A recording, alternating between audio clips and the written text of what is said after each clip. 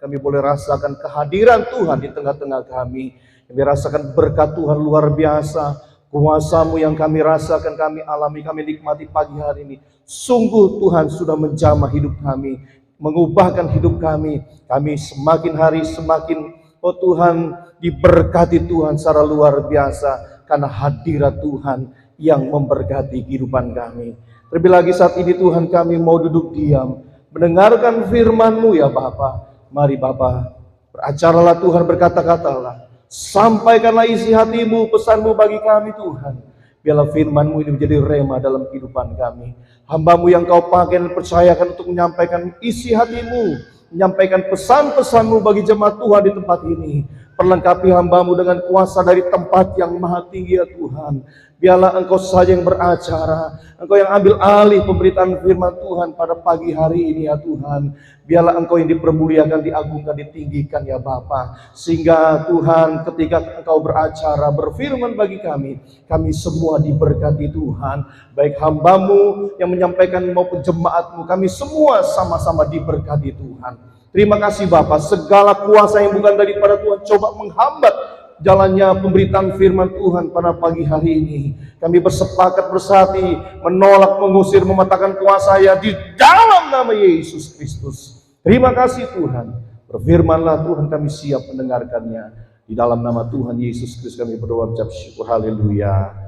Amin. Amin. Amin. Haleluya. Puji Tuhan. Shalom. Apa kabar? Yes, yes, yes. Haleluya, itu mesti ditambah, ya, jangan dikurang-kurang. Jadi mesti ditambah, yes, yes, yes. Sekali lagi, apa kabar? Haleluya. Tapi belum kompak ya. Atau mungkin karena masih rasa-rasa mendung, jadi masih ingat-ingat tadi malam tidur, ya, jadi masih mengantuk. Tapi tidak apa-apa. Yang penting Tuhan dimuliakan. Amin. Haleluya, puji Tuhan. Siap mendengarkan firman Tuhan? Haleluya. Yuk kita buka firman Tuhan di dalam kitab Kejadian pasal 28. Kitab Kejadian 28 ayat 10. Kitab Kejadian pasal 28 ayat 10 sampai dengan 22. Saya baca ayat 10, nanti Bapak Ibu Saudara-saudara ayat 11. Lalu nanti ayat 22 kita baca bersama-sama. Perikopnya berbunyi, mimpi Yakub di Betel. Maka Yakub berangkat dari Beersheba dan pergi ke Haran. Silakan Bapak Ibu Saudara.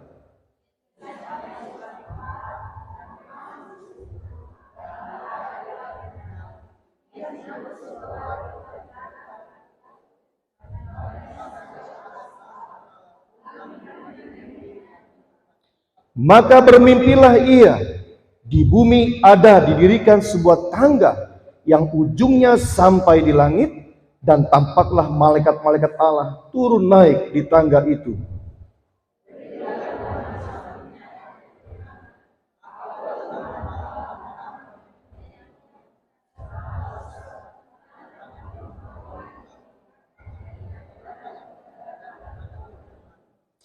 Keturunanmu akan menjadi seperti debu tanah banyaknya, dan engkau akan mengembang ke sebelah timur, barat, utara, dan selatan, dan olehmu serta keturunanmu semua kaum di muka bumi akan mendapat berkat.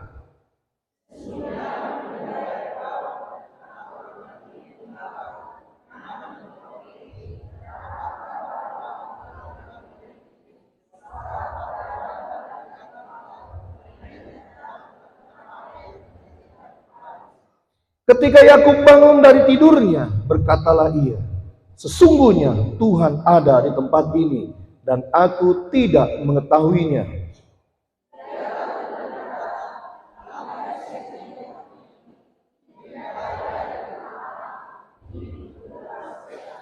Keesokan harinya, pagi-pagi, Yakub mengambil batu yang dipakainya sebagai alas kepala, dan mendirikan itu menjadi tugu, dan menuang minyak ke atasnya.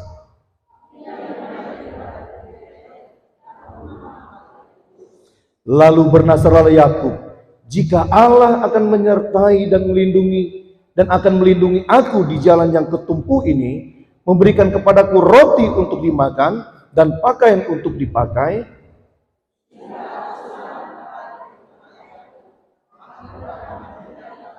bersama-sama, dan batu yang kudirikan sebagai tugu ini akan menjadi rumah Allah. Dari segala sesuatu yang kau berikan kepadaku akan selalu ku persembahkan 1/10 kepadamu. Haleluya. Puji nama Tuhan. Diberkatilah setiap kita yang mendengarkan firman Tuhan. Berbahagialah setiap kita yang menjadi pelaku firman Tuhan. Itu terlebih lagi. Amin. Haleluya. Puji Tuhan. Hari ini saya memberikan tema khotbah saya, arti kaya di hadapan Allah. Coba tengok kanan kiri kita. Apakah sebelah kanan kiri kita adalah orang-orang kaya? Coba. Hah? Coba tengok kanan kiri. Tapi jangan sangka orang kaya bukan cuma baju yang bagus, ya. Bukan cuma pakai gigi emas, ya. Orang kaya bukan cuma pakai jas yang mahal. Orang kaya bukan cuma pakai kendaraan yang mewah, kendaraan yang bagus. Tapi orang kaya adalah orang yang sungguh-sungguh mengerti akan panggilan Tuhan. Amin. Nah, hari ini saya mau bagikan adalah arti kaya di hadapan Allah. Karena begitu relatifnya dan beragamnya, seseorang mendefinisikan arti kaya. Seringkali kita suka mengartikan arti kaya itu kalau dia sudah punya rumah mewah, kalau dia sudah punya mobil bagus, mobil banyak, kalau dia sudah punya harta yang begitu melimpah, bahwa orang itu adalah orang kaya. Ya, betul tidak? Betul apa betul? Ya, seringkali kan kita mengartikan seperti itu, Bapak Saudara. Bahkan sampai di gereja pun, sampai dalam pelayanan pun, arti kaya yang benar-benar itu yang dirasakan atau dialami jemaat belum sebenar-benarnya arti kaya sesungguhnya. Karena seringkali kalau ada jemaat yang kaya, ini tidak di sini ya, tapi di sana di Jakarta. Kalau ada jemaat yang kaya datang masuk ke gereja, lalu jemaat Tuhan yang melayani sebagai penerima tamu, itu usher atau apapun itulah namanya, datang. Ketika ada jemaat yang kaya datang, ya kita seringkali kan senyumnya luar biasa ya, senyumnya lebar kalau orang kaya yang masuk. Oh, selamat pagi Pak, selamat pagi Bu, Shalom, apa kabar? Ya, dengan senyum yang melebar, betul enggak? Silakan masuk, ya.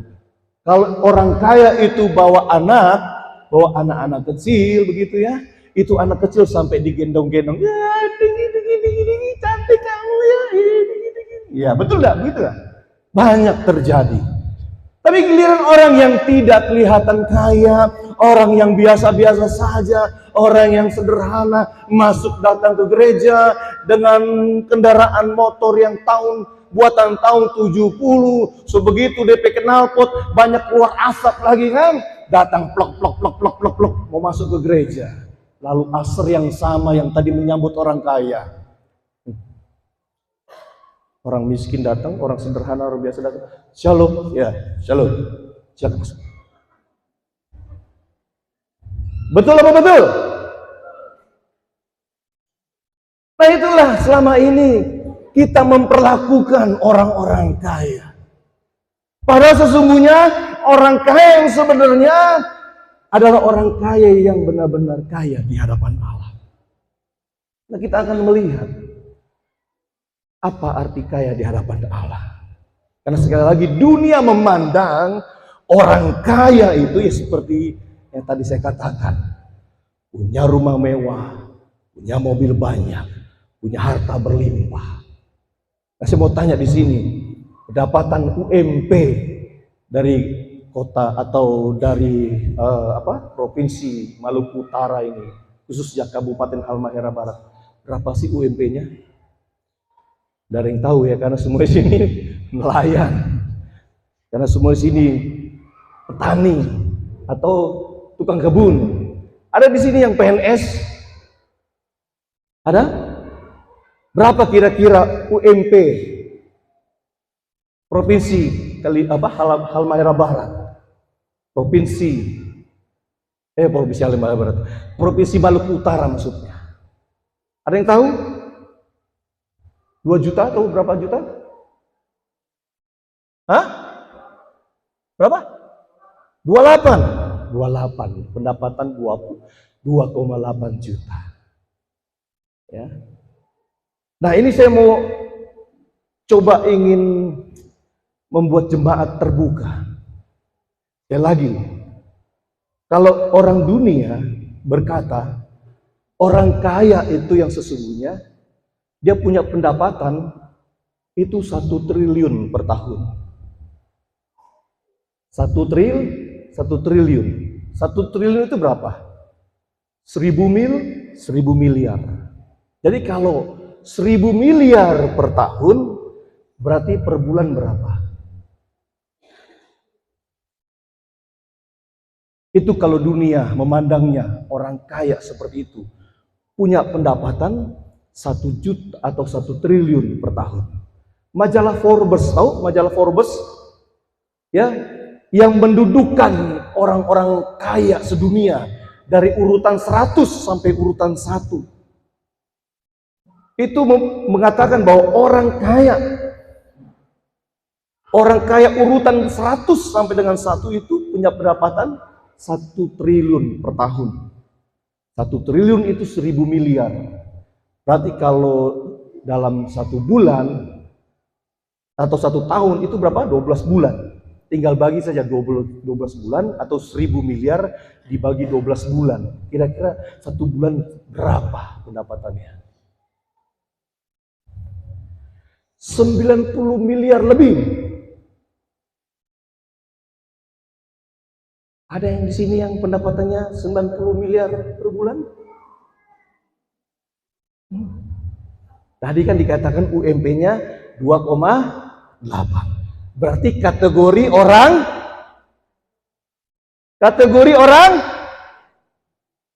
nggak usah malu-malu sebutannya orang miskin, enggak apa.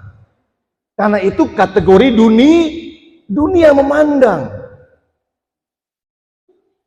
Nah, seorang motivator dan seorang penulis dari Jepang yang bernama Robert Toru Kiyosaki berkata, orang kaya yang sesungguhnya adalah orang kaya yang memiliki passive income, bukan active income.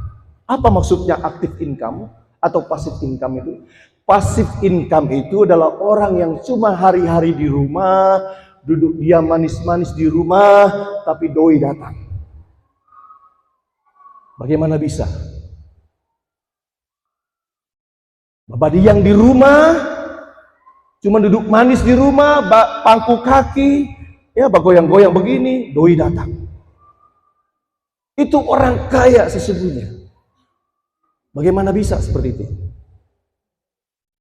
Sekarang kan zaman media online kan, betul tidak? Orang kalau belanja di online, belanja di mana? Tokopedia. Ya mungkin di sini tidak ada orang yang pakai Tokopedia ya. Lazada, apalagi Shopee. Orang-orang itulah yang dikatakan mendapatkan passive income. Nggak kerja apa-apa, cuma main handphone, main media online, duduk diam manis di rumah, pangku kaki, goyang-goyang kaki, dapat uang. Dia menjadi bagian reseller daripada penjualan online. Arti kata, dia beli barang dari online, dari media online, dia beli, lalu dia jual lagi melalui online. Dia beli 10.000, dia jual 20.000. Ngerti ya? Zaman sekarang kan udah zaman online. Semua online. Orang di Jakarta kalau mau pergi kemana-mana, kalau nyanda ada auto, nyanda ada motor, cuman pakai online. Gojek, Grab. Betul enggak? Nah, itulah orang yang dimaksud punya pendapatan pasif, tidak melakukan apa-apa, tapi uang mengalir. Dia hanya pakai media handphone melalui online. Nah ini penting Bapak Ibu Saudara. Orang mesti tahu kalau orang mau berusaha sedikit keras melalui online ini, orang pasti dapat duit. Amin. Nah, saya mau katakan sekali lagi, apa arti kaya sesungguhnya? Dari pembacaan firman Tuhan yang sudah kita baca. Bagaimana kita memaknai arti kaya yang sebenarnya tersebut? Tadi kita baca Yakub dinubuatkan sendiri oleh Tuhan. Tuhan sendiri berkata kepada Yakub, aku akan memberkati engkau. Aku akan melindungi engkau. Bahkan orang yang memberkati engkau akan diberkati oleh keturunanmu. Semua orang diberkati. Kenapa Yakub bisa diberkati? Kita lihat Bapak Ibu Saudara. Di ayat yang 10 sampai dengan 15 dari Kejadian pasal 28 ini. Mari orang baca ayat 10 sampai dengan 15 dari Kejadian pasal 28 ini. Maka Yakub berangkat dari Berseba dan pergi ke Haran. Ia sampai di suatu tempat dan bermalam di situ. Karena matahari telah terbenam, ia mengambil sebuah batu yang terletak di tempat itu dan dipakainya sebagai alas kepala, lalu membaringkan dirinya di tempat itu. Maka bermimpilah ia. Di bumi ada dirikan sebuah tangga yang ujungnya sampai di langit, dan tampaklah malaikat-malaikat Allah turun naik di tangga itu. Berdirilah Tuhan di sampingnya dan berfirman, akulah Tuhan Allah Abraham nenekmu dan Allah Ishak.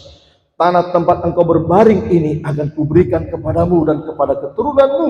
Keturunanmu akan menjadi seperti debu tanah banyaknya, dan engkau akan mengembang ke sebelah timur, barat, utara, dan selatan. Dan olehmu serta keturunanmu semua kaum di bumi akan mendapat. Sesungguhnya aku menyertai engkau, dan aku akan melindungi engkau kemanapun engkau pergi, dan aku akan membawa engkau kembali ke negeri ini, sebab aku tidak akan meninggalkan engkau, melainkan tetap melakukan apa yang kujanjikan kepadamu. Saya mau katakan, arti kaya yang sesungguhnya, arti kaya yang sebenarnya adalah apabila kita sudah mengalami perjumpaan dengan Allah secara pribadi. Katakan amin. Jadi arti kaya yang sesungguhnya, arti kaya yang sebenarnya adalah setiap kita sudah mengalami perjumpaan dengan Allah secara pribadi. Itu kekayaan yang tidak dapat dihitung oleh kekayaan dunia yang lainnya. Itu tidak dapat diukur oleh kekayaan harta dunia. Kalau kita sudah berjumpa dengan Tuhan Allah secara pribadi, itulah kekayaan yang sesungguhnya. Itulah kekayaan yang sebenarnya, Bapak Saudara. Ketika Yakub hendak pergi ke padang gurun Haran, dia diperintahkan oleh ayahnya yang bernama Ishak. Kenapa ayahnya memerintahkan Ishak pergi ke padang Haran?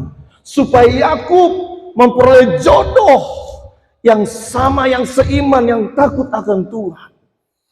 Ishak memberitakan Yakub, pergi kamu ke padang gurun Haran, jumpai sanak saudaramu di sana, dan engkau akan menemukan jodoh di sana yang sama dengan kita, yang sedarah dengan kita. Artinya apa?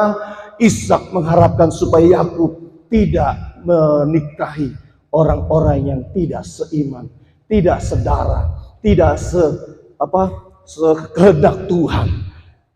Karena firman Tuhan berkata, terang dan gelap tidak bisa bersatu. Karena Ishak memiliki pengalaman.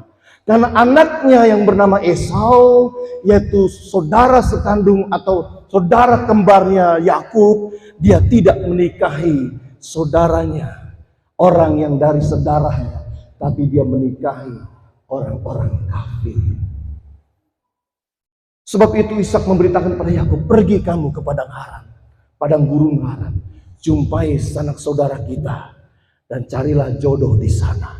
Karena orang-orang di sekitar sini adalah orang-orang yang tidak kenal Tuhan, orang-orang kafir. Kamu tidak boleh menikah dengan orang-orang kafir. Akhirnya Yakub pergi atas perintah ayahnya. Dan ketika di tengah perjalanan, apa yang terjadi? Dia berjumpa dengan Tuhan Allah secara pribadi. Ketika dia mengalami perjumpaan dengan Tuhan Allah, Allah memberkati dia. Allah membuat dia menjadi pribadi yang luar biasa. Karena sejak perjumpaan dengan Tuhan Allah, hidupnya berubah. Apa yang terjadi kalau kita baca pasal-pasal selanjutnya, di mana dia berjumpa dengan Tuhan Allah. Dia juga berjumpa dengan paman yang bernama siapa? Laban. Lalu dia menikahi anaknya Laban. Pamannya, anaknya bernama siapa? Lea dan Rahel.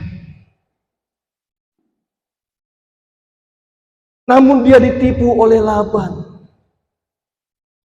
Tapi karena dia sudah mengalami perjumpaan dengan Tuhan Allah, dia memiliki kesabaran yang tinggi. Sehingga dia untuk mendapatkan seorang Rahel, dia harus bekerja 7 tahun lagi. Coba kalau orang yang tidak pernah berjumpa dengan Tuhan Allah, ditipu sedemikian rupa, dia mungkin akan ngamuk, marah-marah. Dan dia mungkin akan putus asa, menyerah. Tapi karena dia sudah berjumpa dengan Tuhan Allah, dan dia juga cintanya luar biasa kepada Rahel, dia mau tambah lagi 7 tahun untuk bekerja di pamannya yang bernama Laban. Jadi intinya apa? Kalau orang yang sudah berjumpa dengan Tuhan Allah secara pribadi, maka hidupnya berubah.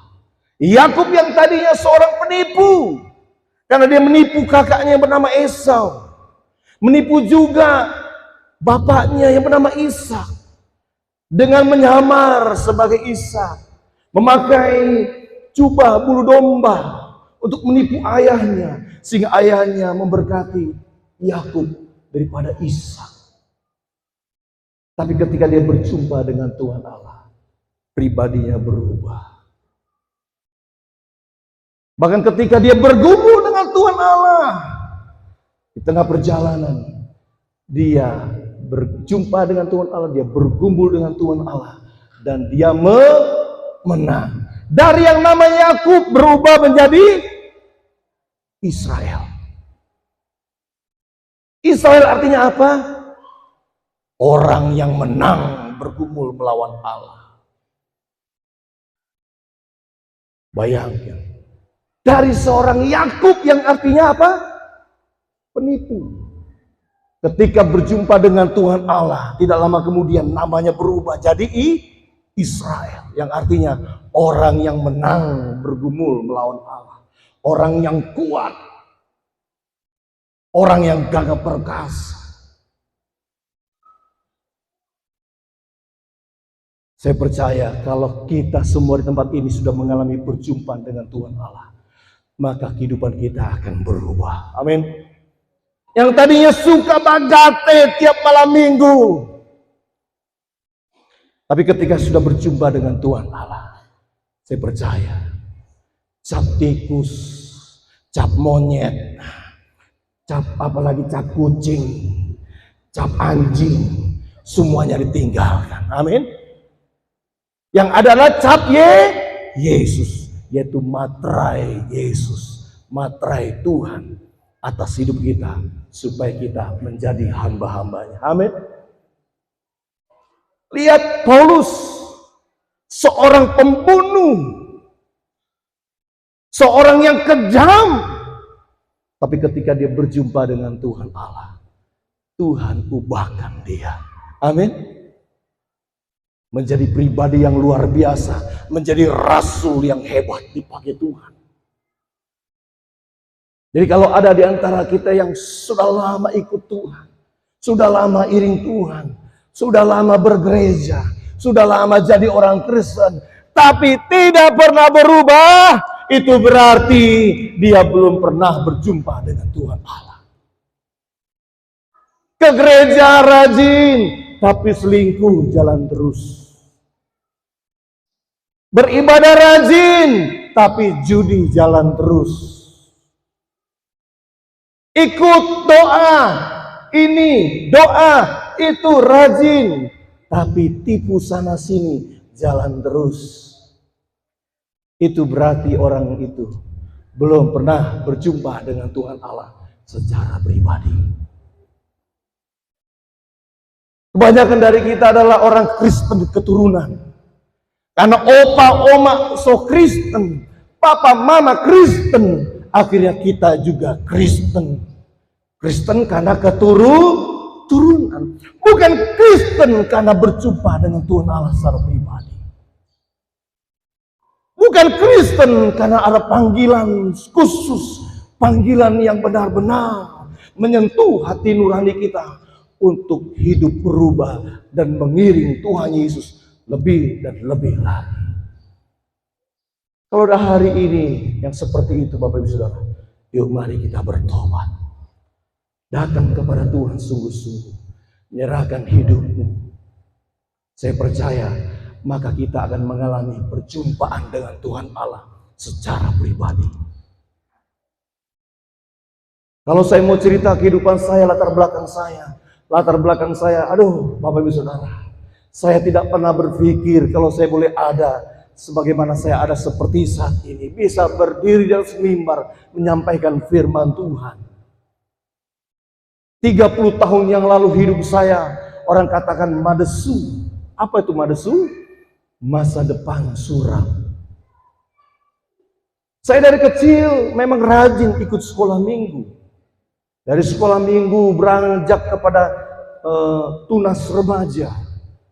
Setelah tunas remaja beranjak kepada remaja di gereja. Kalau di gereja kan ada tahap-tahapnya kan, sekolah minggu, tunas remaja, tunas muda, baru pemuda. Waktu itu saya berhenti pada tahap remaja.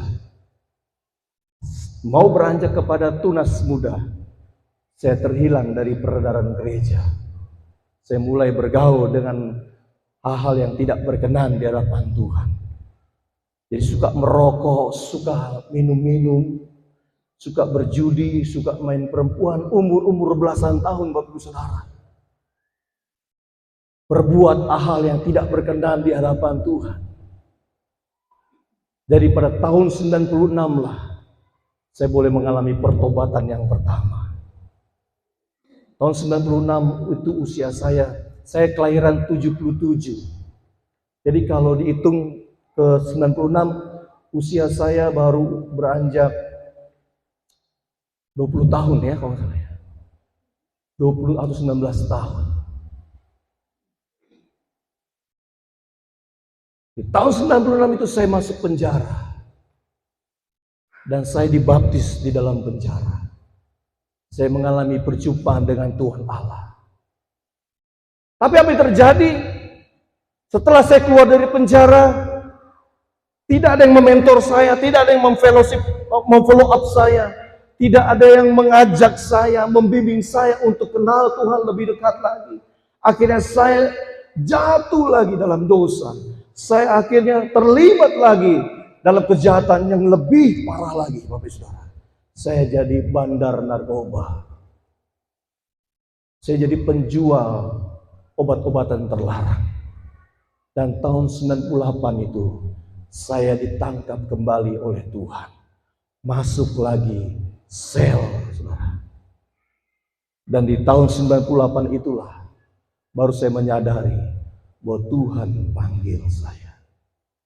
Saat itu saya hampir mati. Saya masih ingat Bapak Saudara, ketika saya masuk sel itu di tahun 98, bulan Mei, tanggal 12 Mei. Karena apa ya? Tanggal 13 Mei-nya itu terjadi kerusuhan besar-besaran di Jakarta. 13 Mei tahun 98. 12 Mei saya masuk sel polisi. tanggal 13 Mei-nya terjadi kerusuhan seluruh Jakarta. Dan saya melihat tangan Tuhan menyertai saya dalam kasus saya di tahun 98 itu, Bapak Ibu Saudara. Banyak hal yang saya alami. Pertama, seharusnya saya mati karena waktu itu saya dikeroyok oleh massa. Massa yang mengkeroyok saya itu lebih daripada 10 orang. Sedangkan saya sendiri. Waktu dalam pengeroyokan itu saya mendengar satu suara yang begitu lembut menyejukkan hati saya. Suara tersebut berkata, "Lendi anakku, kembalilah kepadaku." Dengan mata yang sebelah kiri sudah tidak bisa melihat, sudah tidak bisa terbuka. Dengan mulut bibir saya yang sudah bengkak luar biasa seperti kartun Donald Bebek. Tahu ya, pernah lihat ya kartun Donald Bebek? Yang mulutnya begini. Bibir saya begitu, bengkak. Kayak seperti orang habis operasi bibir, itu bengkak. Tapi di saat itu saya mendengar satu suara, "Lendi anakku, kembalilah padaku." Di saat itulah saya menangis. Karena suara itu meneduhkan hati saya, menyejukkan hati saya. Saya rasa damai luar biasa. Tapi ketika saya nangis, orang-orang melihatnya lain, Bapak Ibu Saudara. Dia pikir saya cengeng. Mereka pikir saya tuh cengeng. Sehingga mereka berkata, "Alah, preman kok nangis?" Dipukul lagi saya. Karena waktu itu saya kondisinya sudah berada di dalam kelurahan. Tapi dalam kelurahan itu saya dihajar lagi.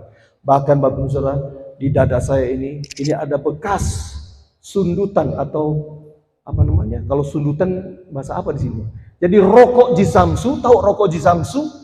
Ya, DP bara itu yang luar biasa tebalnya itu disundutkan ke dada saya. Jadi bekas sundutan rokok Jisamsu itu masih ada berbekas. Kenang-kenangan.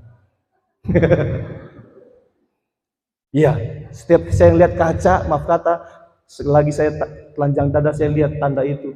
Oh Tuhan, Engkau baik. Oh Tuhan, Engkau baik. Saya kalau melihat ke belakang, bukan menyesal lihat ke belakang, tapi melihat ke belakang itu karena saya merasakan pertolongan Tuhan yang luar biasa. Amin. Saya bersyukur Tuhan Yesus itu baik. Lalu ketika saya berada di kelurahan, mobil polisi datang, membawa saya untuk masuk ke kantor polisi, di sel di polisi. Lalu borgol, saya dipakaikan borgol di tangan saya begitu keras sampai menempel di kulit tangan saya. Sampai saya bilang, "Oh Tuhan, sakit sekali ini Tuhan. Seperti tidak ada darah yang mengalir karena terlalu kuat borgolnya." Lalu ketika saya masuk di mobil polisi, ditaruh di paling belakang, ketika mobil sudah berjalan, saya berdoa sama Tuhan begini. Karena waktu saya dipukul, berapa kali saya mendengar suara Tuhan yang menyejukkan, meneduhkan, membuat damai sejahtera di hati. Ketika saya di atas mobil atau di dalam mobil polisi itu, saya berdoa begini, "Tuhan, kalau memang Engkau ada dan berkuasa, tunjukkanlah kuasa-Mu. Lepaskan borgol ini Tuhan, kalau Engkau memang ada, kalau Engkau memang mengasihiku." Apa yang terjadi Bapak Saudara? Borgol itu terlepas dengan sendirinya. Dengan mata kepala saya sendiri saya lihat, walaupun mata kiri sudah nyala dapat lihat, mata kanan saya lihat, aduh, seperti ada tangan yang membuka tuh borgol. Krep, krep, krep. Satu terlepas, satu lagi tiba-tiba terlepas, krep, krep, krep, lalu jatuh di lantai. Puji Tuhan, di lantai itu bukan tidak ada apa-apa, tapi ada ban serep. Jadi itu borgol jatuh di ban serep. Blek. Tapi kalau jatuh di lantai pasti plak. Kedengaran kan sama polisi kan? Ketika saya melihat perkara itu Bapak Saudara, saya menangis sejadi-jadinya. Tapi saya nggak kuat suara karena takut dengan polisi. Saya menangis. Karena saya merasakan betapa baiknya Tuhan itu. Borgol itu terlepas. Tiba-tiba suara Tuhan saya dengar kembali. Berkata begini, pakai lagi borgol itu. Saya kaget. Kenapa selalu dipakai lagi? Kan sudah terlepas tuh. Tapi saya turut dengan apa yang Tuhan katakan. Saya pakai lagi itu borgol. Sampai di sel polisi. Polisi lihat. Kenapa borgol ini kok jadi kendor ini? Kamu mau kabur ya? Enggak. Itu kok jadi kendor? Tapi kan enggak terlepas kan Pak? Enggak terbuka kan Pak? Oh iya, oke. Masuk kamu. Dilepas borgolnya, saya masuk ke sel. Betapa Tuhan itu dahsyat. Amin. Coba kalau Tuhan enggak suruh tuh pakai borgol lagi.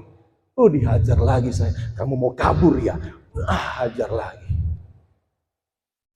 Kuasa Tuhan itu dahsyat, saudara. Amin. Disitulah saya benar-benar mengalami perjumpaan dengan Tuhan Allah secara pribadi.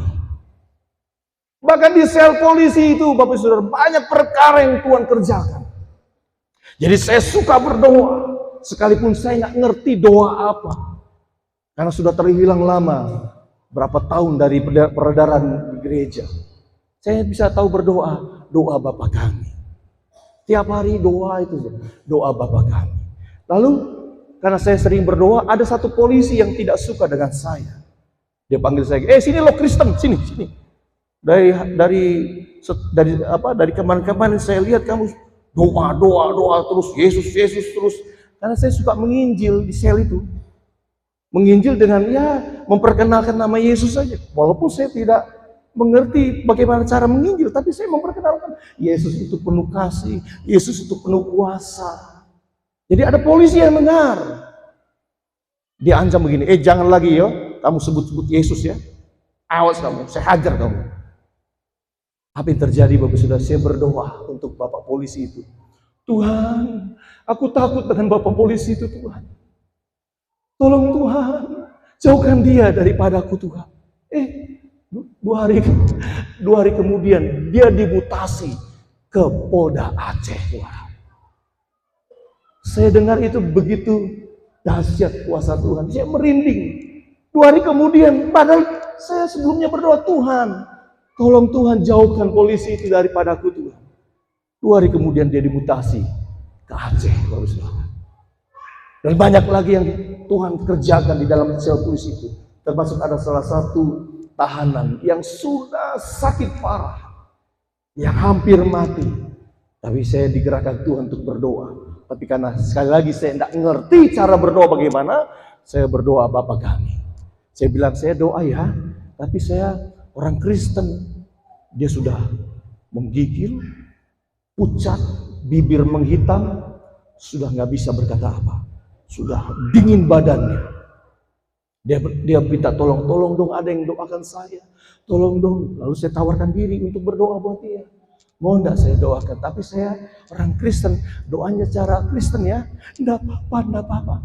Tapi saya nggak ngerti doanya bagaimana. Ya sudah, doa Bapa kami ya. Bapa kami yang di surga, dikuduskanlah namamu, datanglah kerajaanmu sampai amin. Selesai doa, saya tinggalkan dia, karena dia dengan saya selnya beda. Saya sel A, dia sel B. Baru saya balik dari selnya dia, saya balik kembali ke selnya saya. Gak lama kemudian saya mendengar orang-orang teriak-teriak. Saya pikir orang itu mati, saya lari. Kenapa? Ternyata dia lompat-lompat. Yang tadi barusan saya doakan, dia lompat. Sembuh, sembuh, sembuh. Dia senang girang. Wah, ketika saya lihat, Bang, saya sembuh. Terima kasih buat doanya. Berapa hari kemudian dia bebas dari sel polisi. Jadi Bapak Ibu Saudara, intinya bagi kalau saya mau cerita banyak Bapak Ibu Saudara, betapa dahsyatnya kuasa Tuhan itu. Amin. Jadi orang sebagai orang Kristen harus mengalami perjumpaan dengan Tuhan Allah secara pribadi. Orang harus jadi Kristen yang sejati, bukan cuma Kristen keturunan, Kristen karena orang tua, tapi Kristen yang mengalami perjumpaan dengan Tuhan Allah secara pribadi. Banyak kalau saya menyaksikan betapa dahsyatnya kuasa Tuhan. Di tahun 98 itu saya tidak perlu lagi masuk penjara. Karena saya bebas dari tahanan sel polisi itu. Saya keluar, saya dibebaskan oleh polisi. Karena memang tidak ada barang bukti waktu polisi menggerebek tempat saya. Di saat itulah saya dikirim keluarga, singkat cerita saya dikirim keluarga ke Jogja, ke Yogyakarta. Disitulah awal, daripada titik awal untuk saya melayani Tuhan, menerima panggilannya. Dan di Jogja itu saya mengalami mimpi dari Tuhan selama 3 hari 3 malam berturut-turut. Saya mimpi sedang memimpin sebuah ibadah. Saya menjadi seorang pemimpin pujian. Tapi saya tidak tahu apa arti itu pemimpin pujian. Saya tanya sama teman, apa sih itu mimpi saya itu? Teman-teman bilang, kamu akan jadi pemimpin pujian. Kamu akan jadi worship leader. Saya bingung, pimpin pujian, worship leader, kayak apa ya? Lalu mereka tanya, kenal enggak Don Moon? Don Moon, yang saya tahu Don King, promotor tinju. Nggak kenal saya. Kalau Frankie Siombing tahu nggak? Enggak. Yang saya kenal Frankie si pahala tua itu yang penyanyi balada, temannya Iwan Fals. Nggak tahu Frankie Siombing siapa. Tapi berjalannya waktu, Bapak Saudara, 3 tahun saya di Jogja, saya kembali ke Jakarta. Saya masuk sekolah Alkitab GBI Mau Syarul. Saya mulai masuk sekolah Alkitab. Singkat cerita, saya tamat dari sekolah Alkitab di Mau Syarul. Saya dipanggil oleh gereja untuk bergabung dalam divisi atau departemen pujian penyembahan. Di tahun 2000, saya masih ingat. Ketika saya masuk gabung, saya di audisi. Saya tamat, saya lulus ikut audisi. Baru 3 bulan jadi singer, saudara. Baru 3 bulan jadi singer. Tiba-tiba datang jadwal kepada saya untuk pimpin pujian. Saya kaget, hah? Bagaimana cerita? Kok bisa-bisa jadi pimpin pujian? Orang yang masuk ke GBI Mau Syarul itu, yang gabung di departemen pujian penyembahan itu, untuk jadi worship leader itu minimal 3 tahun. Ada yang 5 tahun. Baru bisa jadi worship leader. Itu pun dilihat karakternya. Dilihat daripada olah vokalnya. Dilihat daripada kesungguhan, kesetiaannya dalam melayani. 3 tahun minimal, baru dia bisa jadi worship leader. Loh, kok saya baru 3 bulan sudah jadi worship leader? Sudah ada jadwal worship leader. Apa yang terjadi, Bapak Saudara? Karena minggu depannya saya melayani worship leader, sepanjang minggu saya tidak bisa tidur. Tidak bisa tidur. Gelisah. Nunggu bayangin Tuhan nanti hari Minggu bagaimana. Karena saya nggak bisa, belum pernah melayani di gereja besar seperti itu. Karena gereja kami GBI Mau Syarul itu adalah gereja terbesar di Jakarta. Saya melihat, waduh Tuhan. Waktu latihan, awal-awal pertama saya latihan dengan pemusik, sampai pemusik kesal dengan saya. Berulang-ulang kali, salah terus. Sampai pemusik bilang begini sama koordinatornya, siapa sih yang pilih dia jadi worship leader? Ganti aja. Capek nih gua nih, salah-salah mulu. Saya di pojok diam, ya Tuhan. Sabar. Koordinator bilang, enggak apa-apa, itu sudah kita jadwal itu, udah biarin aja, ajarin dia. Singkat cerita, di hari Minggunya, saudara. Pas di hari Minggunya, aduh, saya gemeter lihat jemaat, ribuan, itu Tuhan Yesus bagaimana. Waktu masuk ke tempat, biasanya kalau orang sebelum ibadah ada suatu ruangan khusus untuk orang kumpul berdoa di situ. Nah, di ruangan khusus itu ada WC, ada toilet. Jadi baru sebentar masuk toilet, keluar lagi. Baru keluar, masuk lagi toilet, keluar lagi. Baru sebentar keluar, masuk lagi. Oh Tuhan, orang-orang lihat, siapa nggak ada bolak-balik toilet terus. Aduh, udah tahu ini rasa-rasa mau kencing terus ini. Aduh, terus kita bahoba kan, karena ada pintu yang langsung terarah kepada jemaat. Bahoba begini, oh Tuhan Yesus tolong, banyak sekali. Tutup fore. Waktu mulai pas, karena di torang di gereja itu ada rundown. Ya, rundown hitungan 10 detik mundur. 10, 9, 8. 7, 6. Kalau sudah mulai 5 detik mundur, itu mulai musik. Zreng. Wah. Terus ada sound atau sounding dari layar yang berkata, selamat datang kepada seluruh jemaat GB Mall Saron. Selamat beribadah. Kiranya hari ini dalam ibadah kita dapat berjumpa dengan Tuhan. Mari rasakan lawatan Tuhan. Beribadahlah sungguh-sungguh. Itu mulai WL masuk.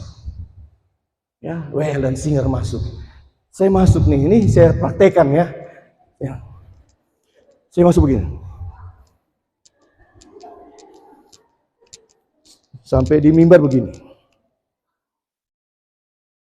Sampai musik nih. Saya begini. Nggak berani angkat muka. Oh Tuhan Yesus tolong. Selama saya di mimbar. Oh Tuhan Yesus tolong. Tuhan Yesus tolong.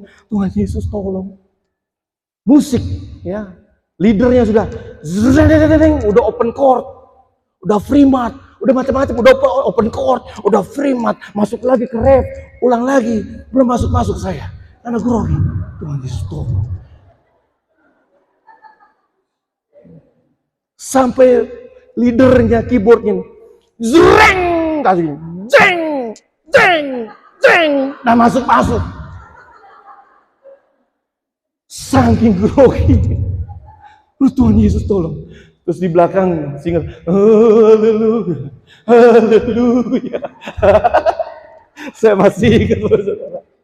Aduh, benar-benar tegang saat itu, saudara. Benar-benar super tegang. Akhirnya ada yang nyambung singernya. Saya masih ingat lagunya. Ketika musik zreng, mungkin musik dengan singer sudah mana Jo yang kasih masuk. Karena kita kan begini, kita nggak lihat kan. Lalu musik dengan singer bakode sudah masuk juga. Begitu kali ya.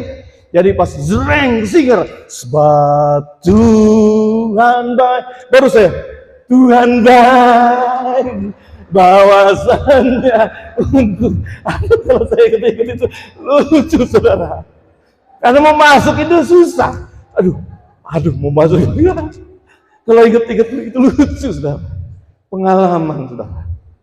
Aduh, saya masih ingat. Sebab Tuhan baik, bahwasannya untuk selamanya. Baru saya lancar. Kasih setianya ketika masuk penyembahan.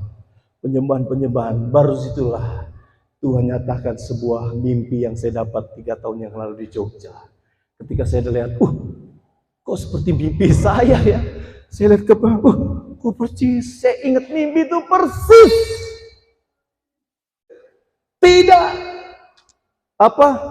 Tidak lain, bukan, persis itu mimpi yang saya dapat di Jogja.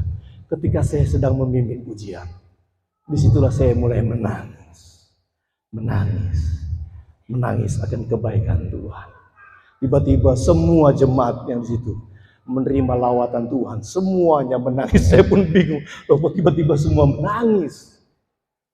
Karena saya melihat dalam diri saya menangis bukan karena buat-buat, karena saya menangis karena kebaikan Tuhan yang luar biasa, saudara.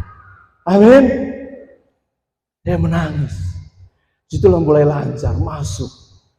Saya masih ingat lagu praise-nya. Segala puji syukur hanya bagimu Tuhan. Mulai lancar, tapi belum berani keluar sana sini. Masih tetap di mimbar. Karena mau bergerak kaku, rasanya mau bergerak sana kaku. Mau bergerak kaku. Sudah jauh dia depan mimbar. Karena kebetulan mimbar besar. Mungkin 3 kali lipat dari ini besarnya. Jadi mimbar ini dari sini sampai sini lebarnya. Jadi saya terhalang kan, ya cuma di sini aja begini, karena grogi, tegang. Tapi Tuhan itu baik, amin. Bayangkan baru 3 bulan jadi singer, so disuruh jadi WL. Wah, ketika selesai ibadah itu banyak orang tertawa, banyak orang yang, waduh luar biasa ngana, awal-awal sudah luar biasa. Ada yang tertawa, siapa ngana? Oh, karena baju juga orang Manado. Di orang tim ini singer nih ada juga orang-orang Manado. Jadi orang bilang begini, siapa ngana awal tadi suka sekali masuk. Karena nggak tahu aja, kita kan baru-baru ini. Waduh, benar-benar saudara. Pernah satu kali Bapak Ibu Saudara, saya fales. Jadi leader keyboardnya sudah masuk kunci karena medley ya. Saya maksudnya begini, lagu pertama sudah bagus, tapi ketika mau masuk lagu berikutnya medley, itu kan harus naik. Ya saya kasih kode naik, musiknya enggak tahu, mungkin dia pikir naik lagu dari awal naik. Tapi saya mau lagu kedua begini, lagu kedua ref naik. Saya sudah kasih kode. Lagu kedua pindah, begini kan pindah, ref naik. Tapi karena dia enggak ngerti, nah masuk juga. Kita coba naik, akhirnya fales. Saat itu saya melihat, disitulah Tuhan menguji motivasi saya. Saya sungguh-sungguh tidak. Semua ketawa jemaat. Situlah rasanya saya mau kabur dari mimbar. Rasanya saya mau lari keluar dari gereja itu. Saya mau teriak, Tuhan tolong! Karena semua jemaat lari. Bagaimana tidak lari? Saya nyanyi begini Bapak Saudara. Lagu Bapa, Engkau sungguh ku naikkan syukur. Jadi harusnya naik. Karena terlalu rendah lagu pertama untuk di lagu kedua. Jadi saya mau naik. Saya ini inisiatif saya naik sendiri, tapi keyboard nyanda ikut naik. Nyanda ikut overtone. Jadi saya inisiatif overtone sendiri. Naikkan syukur. Semua jemaat. Ada yang ketawa aja. Wah! Saya lihat, oh Tuhan, saya tahu orang itu yang ketawa. Tapi di situ saya rasa mau kabur, saudara. Saya mau lari. Tapi disitulah Tuhan uji saya, motivasi saya, kesembuhan saya. Jadi harus sungguh-sungguh melayani Tuhan. Jadi Bapak Saudara, yang pertama, kita harus mengalami perjumpaan dengan Tuhan Allah secara pribadi. Amin. Supaya orang hidup berubah. Supaya orang boleh merasakan kebaikan Tuhan. Sebagaimana Yakub mengalami perjumpaan dengan Tuhan Allah. Dalam perjumpaannya dengan Tuhan Allah, dia diberi mimpi melihat Allah naik turun dari surga. Kalau kita berjumpa dengan Tuhan Allah, pasti Tuhan Allah akan memberikan sesuatu bagi kita. Visi misi apa yang akan kita lakukan, apa yang akan kita perbuat. Kalau orang jadi orang Kristen tidak punya visi, tidak punya misi, orang perlu pertanyakan dalam diri orang. Apakah orang sudah mengalami perjumpaan dengan Tuhan Allah secara pribadi? Mari jadi orang Kristen yang tahu visi misinya Tuhan. Visi misinya Tuhan adalah jiwa-jiwa yang perlu dimenangkan bagi kerajaan surga. Amin. Itu saja Bapak Saudara yang pertama. Yang kedua, apa arti kaya yang sesungguhnya sebenarnya? Yang kedua, mari kita baca di dalam Kejadian pasal 24 ayat 16 sampai dengan 18.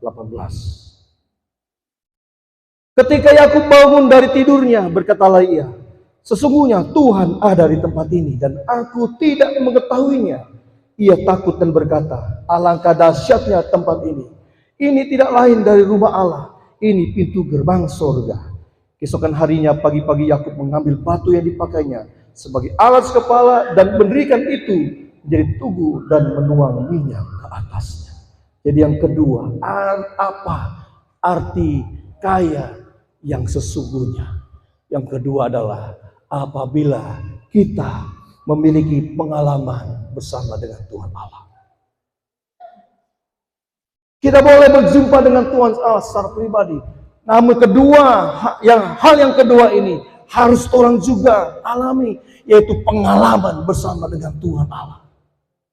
Karena kalau orang sudah berjumpa dengan Tuhan Allah, pasti dia akan mengalami pengalaman-pengalaman dengan Tuhan Allah. Pengalaman berjalan bersama dengan Tuhan Allah. Pengalaman bagaimana rasanya dibimbing, dituntun, dan diarahkan oleh Tuhan Allah. Pengalaman-pengalaman yang luar biasa yang Tuhan akan nyatakan dalam kehidupan kita kalau kita sudah mengalami perjumpaan dengan Tuhan Allah. Pengalaman apa yang sudah orang alami? Pengalaman-pengalaman dengan Tuhan Allah. Saya percaya banyak yang sudah orang alami. Tapi yang penting adalah jangan berhenti pada satu titik. Jangan berhenti pada satu fase. Kita harus terus berjalan. Karena dalam Tuhan, Tuhan pasti akan membawa kita kepada kemuliaan lepas kemuliaan. Amin. Glory to glory. Dari satu pengalaman kepada pengalaman yang lain. Jangan berhenti, jangan stuck jadi orang Kristen. Terus mengalami terus terobosan-terobosan yang baru, hal-hal yang baru yang dari Tuhan. Karena Tuhan selalu bekerja dengan cara-cara yang baru. Kasih Tuhan tak berkesudahan, tak habis-habisnya rahmatnya. Apa? Selalu baru setiap pagi, baru setiap pagi. Besar setiamu Tuhan, besar setiamu. Di dalam Tuhan akan ada pengalaman-pengalaman yang baru. Bersama Tuhan kita akan melihat terobosan-terobosan yang baru yang Tuhan akan kerjakan dalam kehidupan kita. Kalau kita jadi orang Kristen, begitu-begitu terus, tidak ada perubahan, tidak ada terobosan. Mari mulai melihat ke dalam. Apa sih yang Tuhan mau kerjakan dalam hidup orang? Karena bersama dengan Tuhan, ketika kita mengaku sebagai anak Tuhan, pasti kita akan mengalami pengalaman-pengalaman yang luar biasa dengan Tuhan Allah. Sebagaimana Yakub dalam seumur hidupnya, dia dapat pengalaman yang luar biasa. Bagaimana tidak luar biasa, dia bisa melihat malaikat Allah turun naik dari surga. Pengalaman yang luar biasa. Mari Bapak Ibu Saudara, koreksi dari dalam. Apakah orang selama ini ikut Tuhan, iring Tuhan, sudah boleh mengalami pengalaman-pengalaman bersama dengan Tuhan Allah? Apakah ketika ada pergumulan yang begitu berat, orang berusaha dengan kekuatan orang, kita berusaha dengan semampu kita, dengan kemampuan kita, dengan kekuatan kita untuk menyelesaikan pergumulan itu, dan kita tidak serahkan kepada Tuhan. Kalau kita serahkan kepada Tuhan, saya percaya kita boleh mengalami pengalaman-pengalaman yang luar biasa. Nah, seringkali ketika kita diperhadapkan oleh pergumulan yang berat, oleh kesulitan yang luar biasa, kita mulai cari cara untuk menemukan jalan keluar dengan kekuatan kita. Mari, mulai hari ini, mulai detik ini, ketika kita menghadapi pergumulan, datang kepada Tuhan. Percayalah, bagi Dia tidak ada yang mustahil.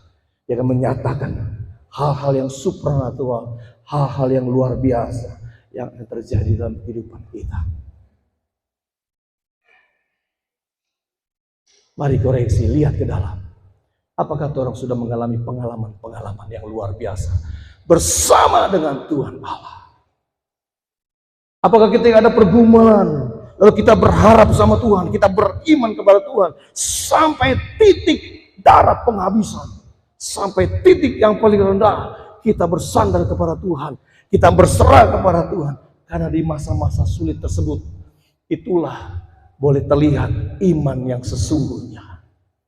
Nah, kalau Tuhan melihat iman kita, Tuhan akan menyatakan kuasa supranaturalnya. Disitulah kita boleh mengalami pengalaman yang luar biasa dengan Tuhan Allah. Amin. Mari, sekali lagi saya ajak kepada Bapak Ibu Saudara, alamilah pengalaman-pengalaman dengan Tuhan Allah. Jangan bersandar dengan kekuatan kita, jangan bersandar dengan pengertian kita. Mari bersandar kepada Tuhan. Dia akan memberikan kuasanya yang dahsyat, luar biasa. Dan kita boleh mengalami pengalaman yang indah bersama dengan Tuhan. Ya. Ada sebuah istilah yang mengatakan, hidup adalah sebuah pengalaman. Tanpa pengalaman, orang tidak memiliki arti hidup. Dan tanpa hidup, seseorang tidak punya pengalaman. Pengalaman itu mahal harganya. namun tanpa pengalaman jauh lebih mahal lagi. Kekristenan bukan hanya soal kredo, soal doktrin, soal dogma, soal teologia. Kekristenan adalah sebuah pengalaman. Pengalaman bersama, berjalan bersama dengan Tuhan Allah. Amin. Yakub sangat terharu dan mungkin ini merupakan pengalaman yang pertama kali dalam hidupnya. Ia sadar akan kehadiran Allah di sisinya. Suara Allah yang didengarnya serta harapan yang diterimanya.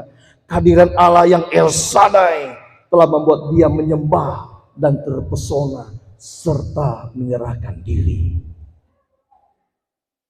Perjumpaannya dengan Tuhan Allah memberikan pengalaman bagi hidupnya. Itulah sebabnya tempat itu dinamai Betel, artinya rumah Allah, sebab Allah hadir di situ. Betel itu artinya Allah hadir. Gereja kita, sinode kita, Gereja Betel Indonesia, yang artinya gereja itu perkumpulan orang percaya. Betel itu artinya ada kehadiran Allah. Jadi gereja atau perkumpulan orang percaya yang dimana di dalamnya ada kehadiran Allah. Kalau ada kehadiran Allah, berarti orang semua pasti akan memiliki pengalaman-pengalaman yang luar biasa dengan Tuhan Allah. Pada saat worship leader memimpin pujian, orang tadi menyanyi dengan luar biasa. Mari rasakan kehadiran Tuhan. Rasakan dia hadir. Pada saat worship leader ajak menyembah, mari rasakan hadiran Tuhan. Tanggalkan semua beban pikiran, persoalan, semua beban dosa, datang kepada Tuhan, menyembah dia sungguh-sungguh. Alami hadiratnya, alami pengalaman-pengalaman dengan Tuhan Allah. Karena pengalaman dengan Tuhan Allah begitu indah, luar biasa. Tidak bisa disandingkan dengan hal apapun juga. Karena pengalaman dengan Tuhan Allah itu mahal harganya. Haleluya.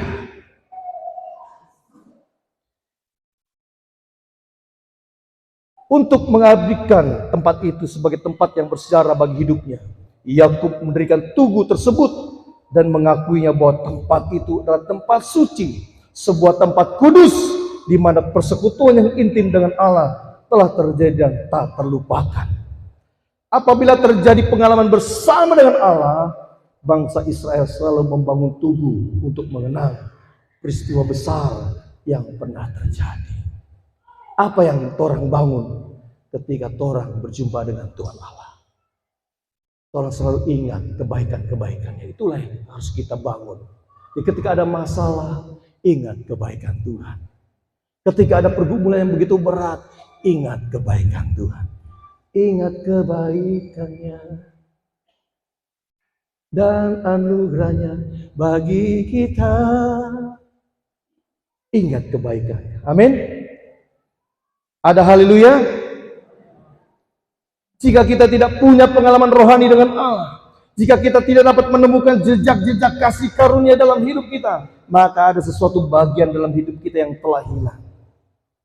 Jika Allah tidak melakukan apapun dalam kehidupan kita kemarin, hari-hari yang lalu, maka kita tidak punya sesuatu untuk bersandar hari ini. Dengan demikian kita akan gagal menatap hari esok dan kita tidak mempunyai warisan rohani untuk ditinggalkan pada generasi kita yang selanjutnya. Jadi pengalaman-pengalaman itu adalah warisan rohani bagi anak cucu kita, bagi anak cucu orang yang akan orang ceritakan. Oh, dulu papa begini, begitu, begini, begitu. Lalu anak dengar, anak terharu, anak begitu diberkati. Dan pasti kalau anak terus dengar firman Tuhan, seperti tadi Ibu Pendeta katakan, firman Tuhan harus terus berulang-ulang kali dikatakan. Sampai benar-benar terekam di otak, pikiran anak-anak kita. Itu akan menjadi sesuatu hal yang luar biasa. Warisan rohani yang luar biasa. Amin. Haleluya. Yang berikutnya Bapak Saudara, yang terakhir, kekayaan. Apa arti kekayaan yang sesungguhnya? Apa arti kekayaan yang sebenarnya? Yang ketiga, kita baca dalam Kejadian 28 ayat 20 sampai dengan 22. Kejadian 28 ayat 20 sampai dengan 22. Lalu bernasarlah Yakub, jika Allah akan menyertai dan akan melindungi aku di jalan yang ketempuh ini, memberikan kepadaku roti untuk dimakan dan pakaian untuk dipakai, sehingga aku selamat kembali ke rumah ayahku, maka Tuhan akan menjadi Allahku, dan batu yang kudirikan sebagai tugu ini akan menjadi rumah Allah. Dari segala sesuatu yang engkau berikan kepadaku akan selalu ku persembahkan 1/10 kepadamu. Arti kekayaan yang sesungguhnya, yang sebenarnya yang ketiga adalah apabila kita menjalani pengabdian kepada Allah. Itulah kekayaan yang ketiga. Apabila kita menjalani pengabdian kepada Allah, hidup yang sungguh-sungguh kepada Allah, tidak setengah-setengah. Mengabdi. Yakub bernasar dengan syarat, jika Allah beserta dengan Yakub, jika Allah melindungi Yakub sepanjang perjalanannya dan dengan aman mengantarkan Yakub pulang kembali, maka dia akan memenuhi nazarnya. Tugu yang dalam bahasa Ibrani, Maseba, yang didirikan olehnya akan berdiri sebagai pengingat yang abadi tentang nazar yang telah diucapkannya. Yakub bernazar bahwa Tuhan menjadi Allahnya, Tuhan Allah tujuan hidupnya, prioritas hidupnya, dan juga sebagai sesembahannya, di mana seluruh hidupnya akan diberikan, akan dipersembahkan kepada Tuhan. Mengabdi. Kalau orang sudah berjumpa dengan Tuhan Allah, kalau orang sudah mengalami pengalaman-pengalaman dengan Tuhan Allah, pasti orang akan mengabdi kepada Tuhan sungguh-sungguh. Mengabdi kepada Tuhan itu bukan cuma pergi gereja saja, tapi mengabdi kepada Tuhan dimanapun orang berada, orang menjadi berkah, menjadi terang, menjadi garam. Kalau orang sudah ada di sini, biar jauh di sini, tidak usah pindah-pindah. Mengabdi kepada Tuhan Allah bukan cuma mengabdi kepada Tuhan Allah secara pribadi, tapi juga mengabdi kepada gerejanya. Kalau ada masalah dengan Bapak Pendeta, dengan Bapak Gembala, dengan Ibu Pendeta, dengan Ibu Gembala, datang baik-baik, selesaikan secara baik-baik. Jangan langsung cari gereja yang baru untuk pindah gereja. Mengabdi. Bagaimana orang bisa mengabdi kepada Tuhan Allah? Orang tidak bisa mengabdi kepada gereja, kepada Bapak Pendeta, kepada Ibu Pendeta. Yang kelihatan dulu, orang mau lihat. Kalau yang tidak kelihatan itu, siapa yang mau lihat? Amin. Mengabdi. Bahkan Yakub bernasar, aku akan memberikan 1/10 dari segala pendapatanku. Orang yang mengabdi kepada Tuhan, bukan cuma dia memberikan dirinya, tapi dia juga memberikan sebagian daripada apa yang dia miliki, daripada apa yang dia dapati selama ini. Apa orang selama ini rajin mengembalikan persepuluhan yang adalah milik Tuhan? Saya tidak ada pesan atau dapat pesan dari Ibu Pendeta, Ibu Gembala, atau Bapak Pendeta, Bapak Gembala, tidak ada. Tapi ini firman Tuhan. Yakub sebagai contoh bagi kita. Ketika dia mengalami perjumpaan dengan Tuhan Allah, dia mengalami pengalaman-pengalaman dengan Tuhan Allah, dan dia mengabdikan dirinya, memberikan dirinya, mempersembahkan dirinya. Sebagaimana Rasul Paulus berkata dalam Roma pasal 12 ayat 1. Berkata apa?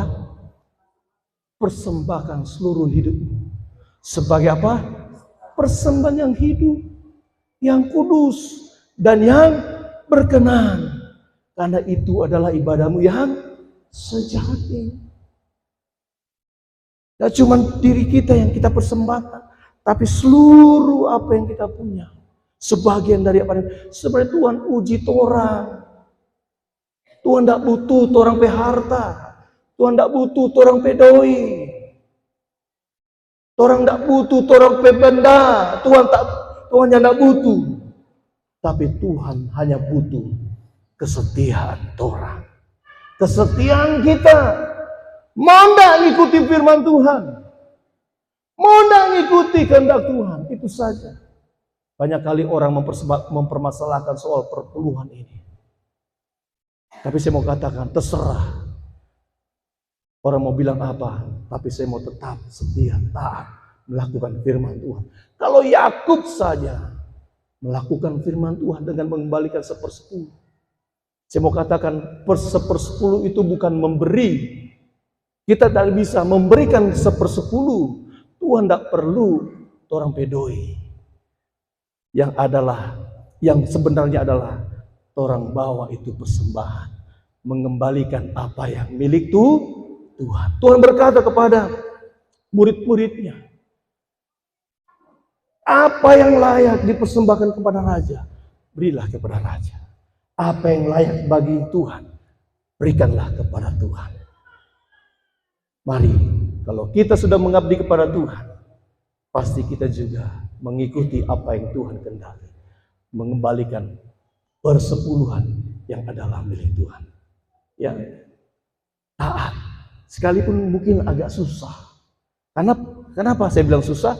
Karena waktu pendapatan kita 1 juta atau tadi dibilang 2,8 berarti 280.000 satu bulan.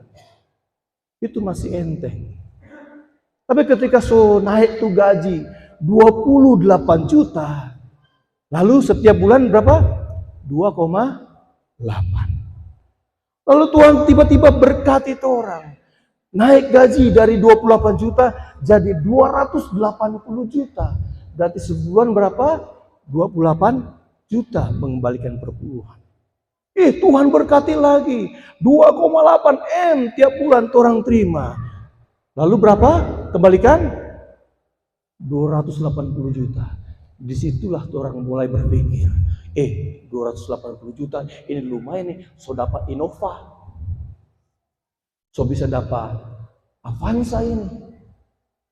So mulai berpikir, aduh bagaimana ini? Bagaimana ini? Aduh orang perlu ini buat auto. Orangnya tidak ada auto ini bagaimana? Sebentar Jo. Nanti bulan depan akhirnya batal mengembalikan perpuluhannya dalam milik Tuhan. Ketika batal, Tuhan tegur. Ketika Tuhan tegur, orang harta Tuhan ambil. Lalu ketika orang harta Tuhan ambil, orang baru berpikir, oh iya. Menyesal. Bukan saya menakut-nakuti, bukan saya bermaksud menakut-nakuti, tidak. Tapi kalau orang setia mengembalikan perpuluhan, maka hidupnya pasti diberkati. Amin. Pasti. Karena itu pola Alkitab. Firman Tuhan berkata, berilah maka kepadamu akan diberi. Sebuah ukuran yang dipadatkan, digoncang-goncangkan. Itu yang akan menjadi bagian. Bayangkan saudara, pola Alkitab. Semakin memberi, semakin terlebih bahagia memberi daripada menerima. Berilah, maka kepadamu akan diberi. Berilah yang baik, berilah yang baik. Kita tidak pernah memberikan yang terbaik. Saya yakin banyak dalam doa-doa kita seringkali terlalu begitu euforia. Tuhan, kami akan memberikan persembahan yang terbaik padamu Tuhan. Tapi ketika buka dompet ada 100.000, ada 50.000, ada 20.000, ada 10.000, ada 5.000. Orang ambil yang mana? Halo? Orang berdoa kan, Tuhan aku mau beri yang terbaik.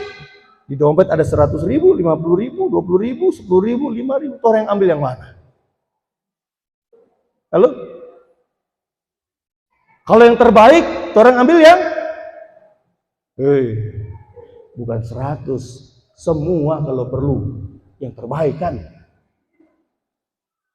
Bener gak? Kan seringkali pendoa persembahan begitu. Bapa di surga hari ini, kami memberikan persembahan kami Tuhan. Kami memberi yang terbaik kepada Tuhan. Tapi ketika buka dompet, bagaimana ini? Kalau masih ada 100.000, 50.000, 20.000, 10.000, 5.000 mungkin tidak apa-apa. Tapi kalau cuma satu-satunya yang ku andalkan, Satu-satunya yang tersisa. Bagaimana itu? Berinya enggak, berinya enggak, berinya. Pernah begini Bapak Saudara, ada cerita.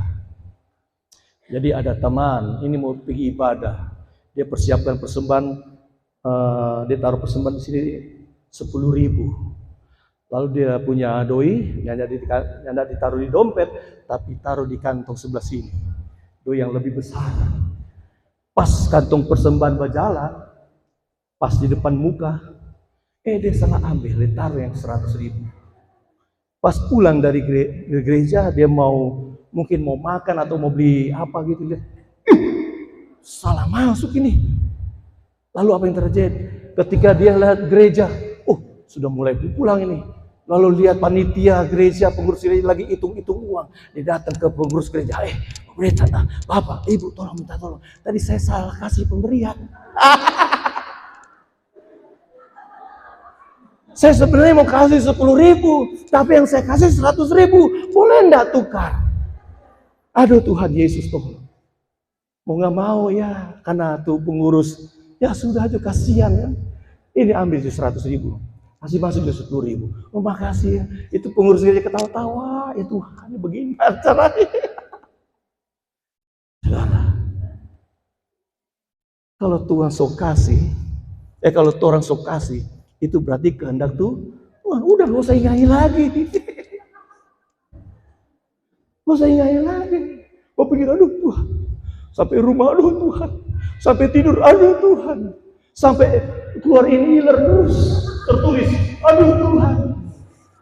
Diingat terus.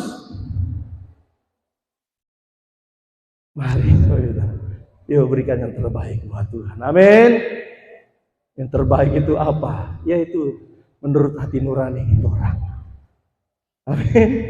Nantikan persembahan tuh, siap-siap ya. Puji nama Tuhan.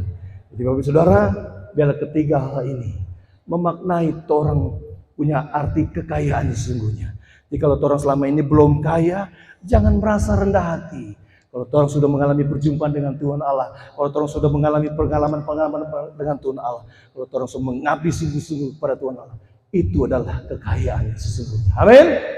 Jangan minder, jangan merasa diri, aduh saya orang miskin.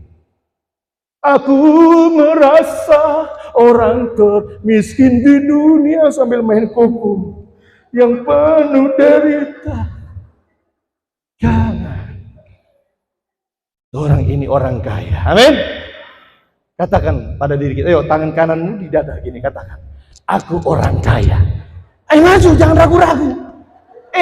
Doa itu, perkataan itu bisa terjadi loh. Amin. Kalau dengan iman percaya, angkat tangan kanan, letakkan di dada, katakan, aku orang kaya. Punya dada itu, ayo ikut aja. Jangan cuma bahagia. Katakan, aku orang kaya. Sekali lagi, aku orang kaya. Tengok kanan kiri, kamu orang kaya. Haleluya, beri tepuk tangan buat Tuhan Yesus. Puji Tuhan, haleluya. Puji Tuhan. Kita semua orang kaya kan? Amin. Coba buka gigi lebar-lebar. Berikan senyum, walaupun gigi tidak rata, tidak apa. Karena kita orang kaya. Jangan berhenti hari-hari. Apa kabar? Begini terus jalan, penuh dengan keluh kesah. Aduh, tidak sadar ada tiang di depan. Aduh, baru tak sadar. Jangan. Kita orang kaya. Amin. Ayo, mari kita bangkit berdiri. Amin buat firman Tuhan. Terima kasih Tuhan Yesus, Engkau baik. Haleluya.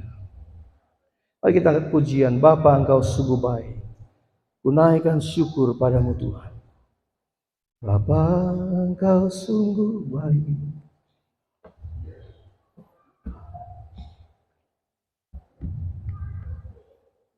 Terima kasih Tuhan.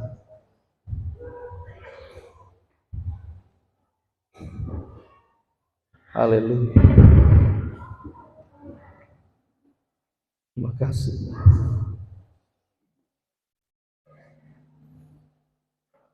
Terima kasih. Haleluya. Kami bersyukur Tuhan pagi hari ini menjelang siang ini, bahkan sudah siang hari ini Bapa. Melawat kami dengan firman, melawat kami dengan sabda. Kami terima dengan penuh sukacita. Kami terima dengan penuh, oh Tuhan, oh haleluya, dengan penuh bahagia kami terima firman. Bapa,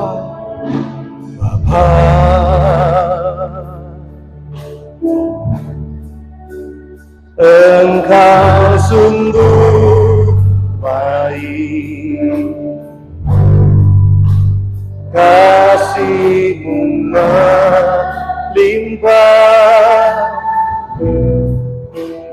di hidupku.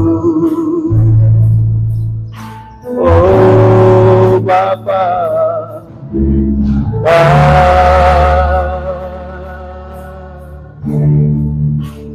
ku berterima kasih berkat-Mu hari ini yang Kau sediakan bagi. Sekali lagi katakan, Bapa, Kau sungguh baik.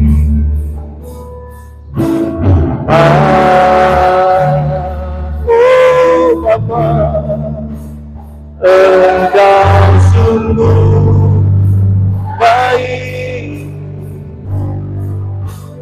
kasih-Mu melimpah di hidupku.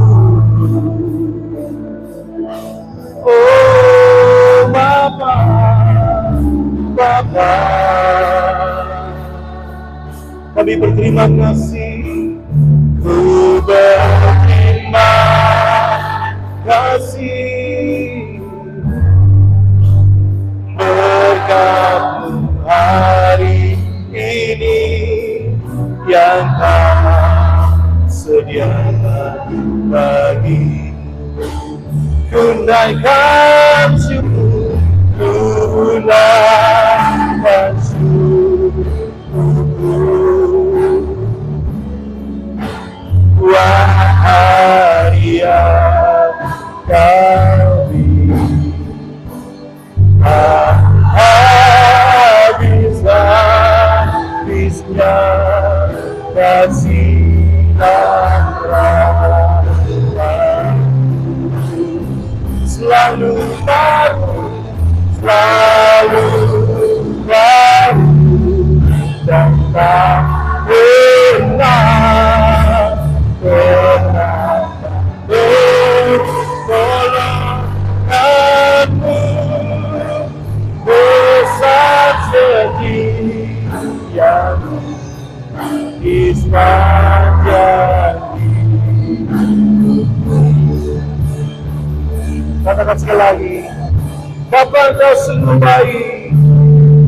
Bapa, mari nyanyikan pujian ini dengan sungguh-sungguh, dengan segenap hati. Engkau sungguh baik, ya Bapa, sungguh baik, kasih melimpah di hidupku. Oh Bapa, Bapa, ku berterima kasih, ku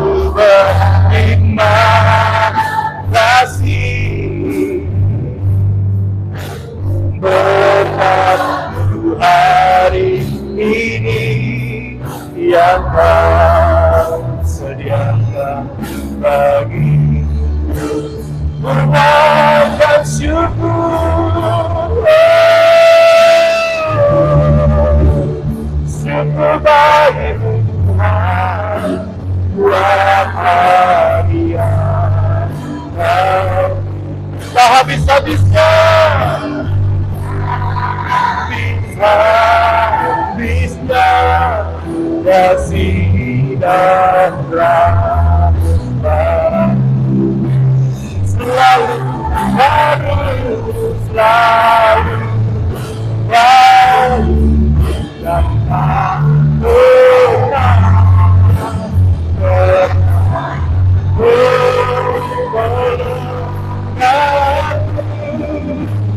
tetap setia di sana.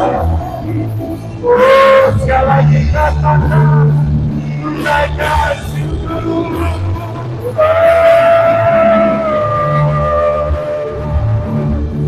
Buat hari yang kami, buat hari yang habis-habisnya rahmat Tuhan, habis-habisnya kasih dan rahmat-Mu.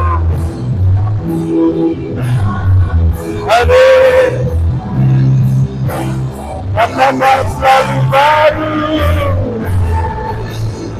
baru, dan tak pernah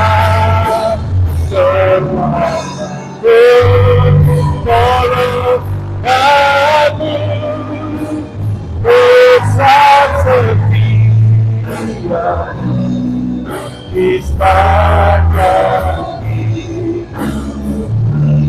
Sekali lagi, gunakan syukur, gunakan syukur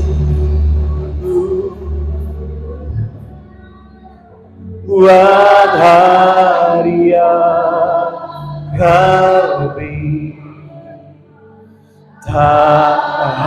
Mari rasakan kebaikan Tuhan, rasakan kasih dan rahmat-Nya siang hari ini. Yes,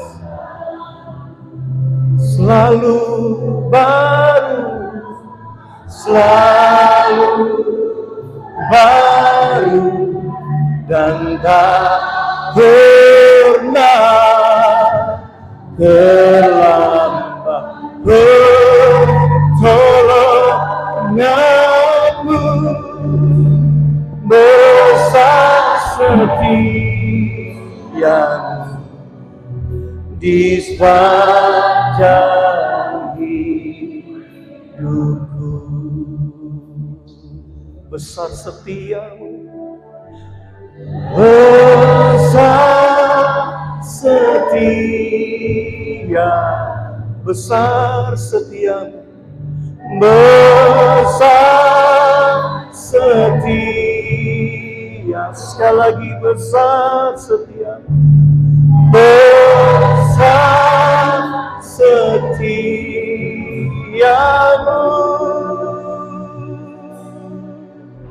di sepanjang hidupku.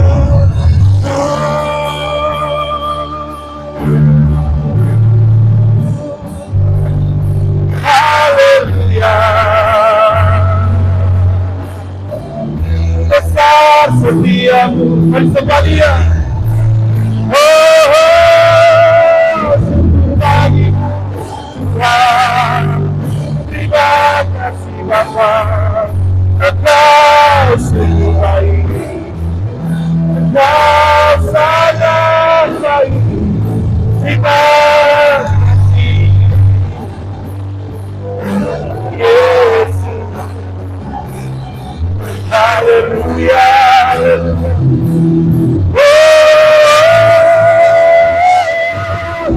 syukur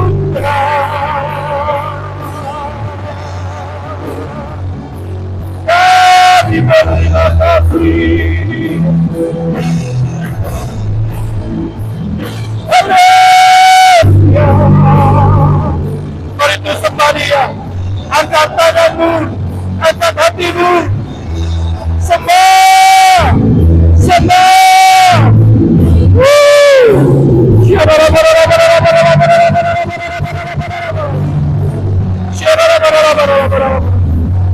Haleluya.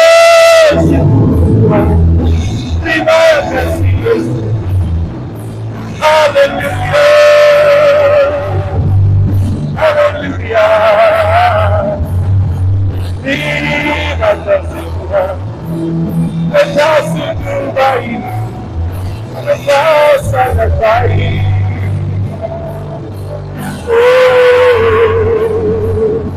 Mari rasakan kehadiran, rasakan Dia menyentuhmu pagi hari, rasakan Dia menjagamu siang hari.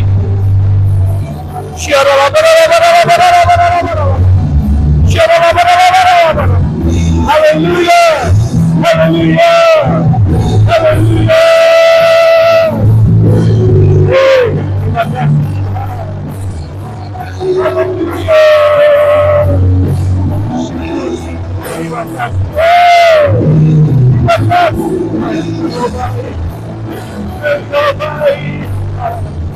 Engkau sungguh baik. Haleluya.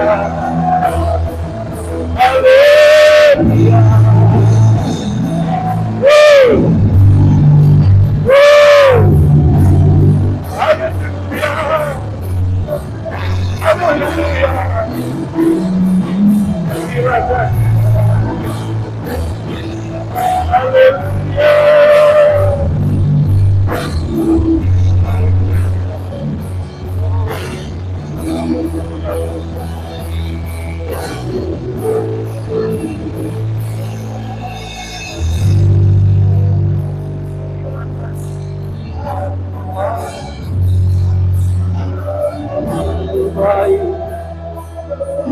Terima kasih. Biarlah mulai siang hari ini, setiap kita, setiap orang percaya di tempat ini, boleh mengalami perjumpaan dengan Tuhan Allah secara pribadi. Perjumpaan dengan Tuhan Allah dalam kehidupan kita pribadi lepas pribadi. Sehingga kita boleh mengalami pengalaman-pengalaman dengan Tuhan Allah secara luar biasa. Dan kita boleh mengabdi pada Tuhan Allah sungguh-sungguh. Karena Dia sudah berbuat baik kepada kita. Dan Dia sudah menebus segala dosa dan kesalahan. Mari mengabdi kepada Tuhan. Beribadah sungguh-sungguh sama Dia. Sungguh baik sama Dia. Haleluya. Terima kasih Tuhan. Mari Bapak Ibu rasakan hadirat Tuhan. Mari Bapak Ibu, saudara-saudara Tuhan kekasihkan, mari datang kepada Tuhan dalam doa. Mari datang kepada Tuhan dalam kerinduan siang. Dia pasti mendengar segala doa dan seruan. Dia tidak pernah menutup telinganya akan seruan doa. Dia tidak pernah membatasi kehidupannya dengan kita, anak-anak. Tangannya terbuka satu. Mari datang kepada Tuhan. Mari bersekutu dengan Dia lebih.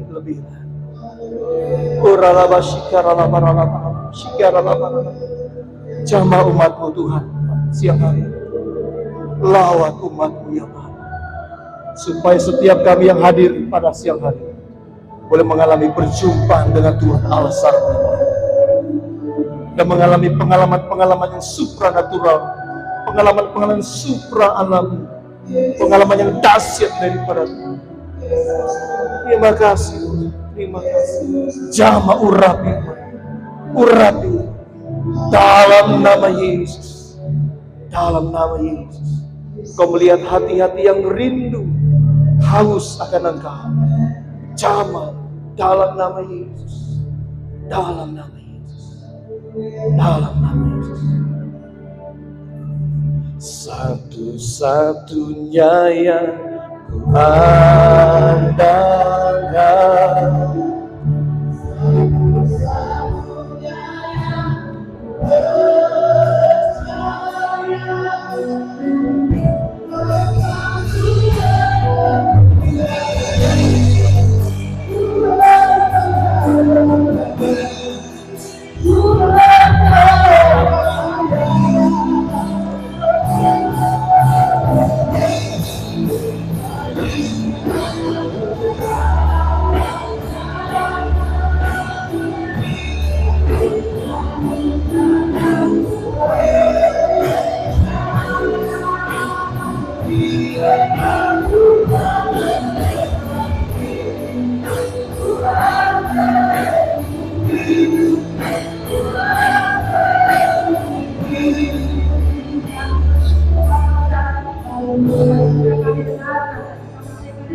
Kami percaya bahwa firman-Mu jalan